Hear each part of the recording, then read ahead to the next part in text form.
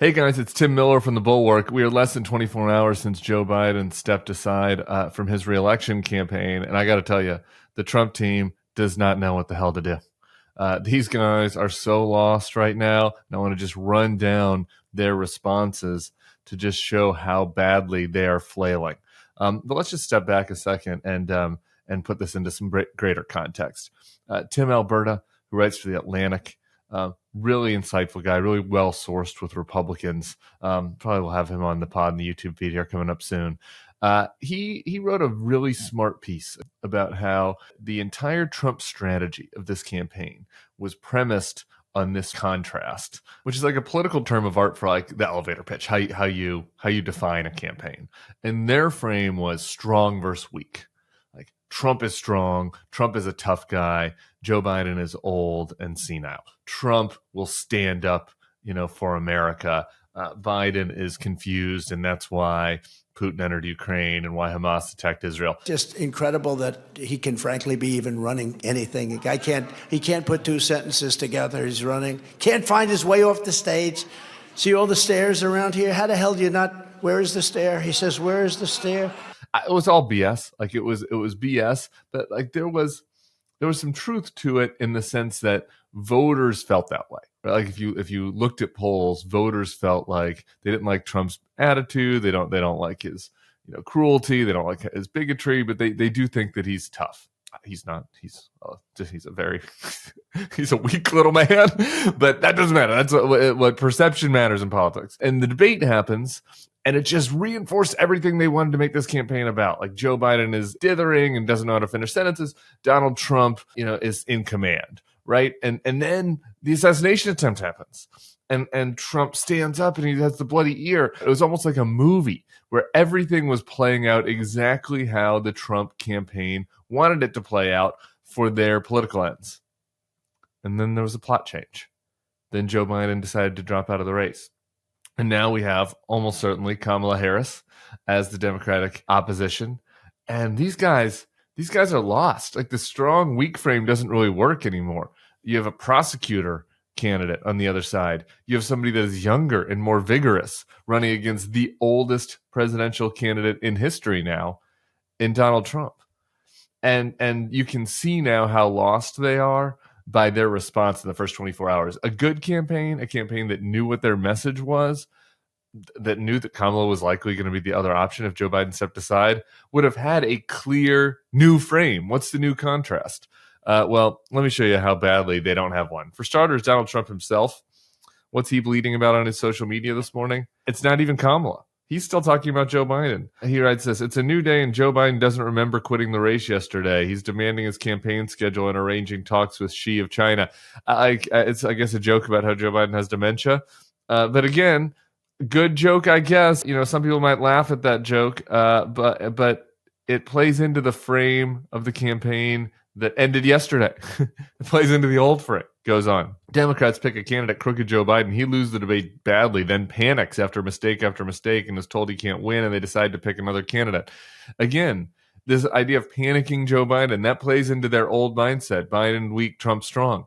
But that is over. That campaign's over. That's not what this campaign is going to be about anymore. They're still stuck in it 24 hours later. Then we have the strategist for Trump's campaign, Chris LaCivita. There's been a lot of compliments about LaCivita, about how him and Susie Wiles are much more serious and are running a much more professional campaign than Trump ever has in the past. And there's some truth to some of that, but not that professional.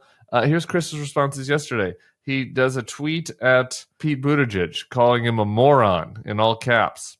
He does, I think, a trans joke. I think this is an attempt at a trans joke about how Joe Biden now identifies as VP. Or maybe that's a joke about how Joe Biden's confused again. I don't know.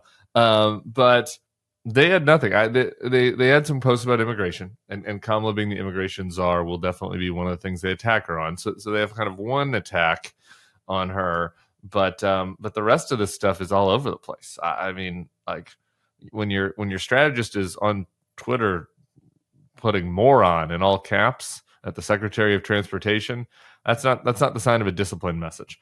And then we have Stephen Miller, little gobbles there, Santa Monica Gobbles. I always can't decide. Do I want to call him Gobbles or Gollum? He's like a little bit of both. Anyway, here he is on Laura Ingraham last night. Let's give that a watch. They held a primary. People, they had ballots. They filled out circles. They went to the voting booths. They spent money on advertisements. And as President Trump said, the Republican Party spent tens of millions of dollars running against Joe Biden. Now they just woke up one morning and said, never mind, we're canceling the entire primary. We're getting rid of our candidate, and we're pretending the election has never even happened, and we're going to let donors handpick a new nominee. I don't even know what to say. What is that voice? I don't even know what to say to that. That's not a coherent message. But the Democrats don't like democracy because Joe Biden decided to retire because he was 81. I don't think that's landing with anybody. But good try. And you have Sean Hannity. Here's Sean Hannity's attack on Kamala Harris. She wants to ban plastic straws. I love my plastic straw. I hate those paper straws. All right, now, I will say, not a paper straw man myself. I like the plastic straw, though I do like these rubber straws. I got a rubber straw right here. I recommend those. Not sure that's going to be the most potent message, though. That's what you got night one. Maybe they'll come up with something better later in the campaign.